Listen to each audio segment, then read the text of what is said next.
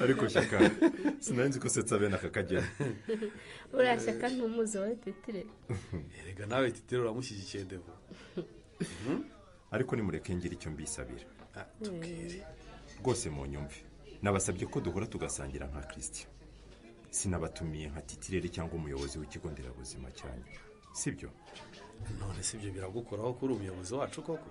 Oya rwose genda shaka ko tuganira bisanzwe bya kivandimwe, iby'akazi tubyihorere.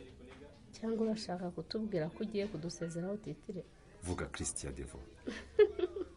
Christian ubwo ntibagiye kukwimura bakakujyana kuyobora ikindi kigo nderabuzima? natubwire reka da ndumva nshaka ko twisangirira tukamenyana ku rundi rwego rutari urw'akazi. cyakora ibintu ni byiza cyane, ni ukuri natwe twishimiye ko wadutumiye pe. ahubwo se hari icyo nshaka kubibariza. ese ubu nta makuru mujya mwumva? amakuru arebana n'iki?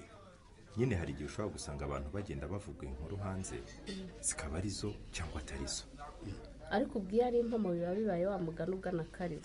ariko igihe cyose abantu bavuze inkuru idafite inkomoko izwi byitwa impuha cyangwa se amazina. ntabwo iyo bivuzwe ntibyemezwe cyangwa se ngo bakanywe na ba nyir'ubwite wabivuze ahinduka injajwa. wenda mbere y'uko ngira icyo mbasobanurira ndagira ngo mbabwire ko ubu ndi mu nzira yo kuba umwe mu muryango wanyu. ni ukuri ibyo ni byiza cyane rwose. niyo mpamvu nababazaga niba nta makuru mujya mwumva. Christian njye ntabyo njya numva keretse niba ari Shyaka ubizi. nanjye ntabyo nzi ariko nyine ubwo impamvu nifuje ko duhura tukaganira ni uko nshaka ko amakuru nk'aya azabageraho muyazi hataho mutazayita impuha. tubwire rwose. buriya njye na Nyesi ubu twibereye inshuti da. nibyo ibi bintu ni byiza cyane ariko ndagira ngo rero mutazabyumva bikabatungura. ubu rwose njye na Nyesi turakundana. ni ukuri turabyishimiye. none se urwo rukundo rwanjye na Nyesi wanyu muzarudushyigikiramo?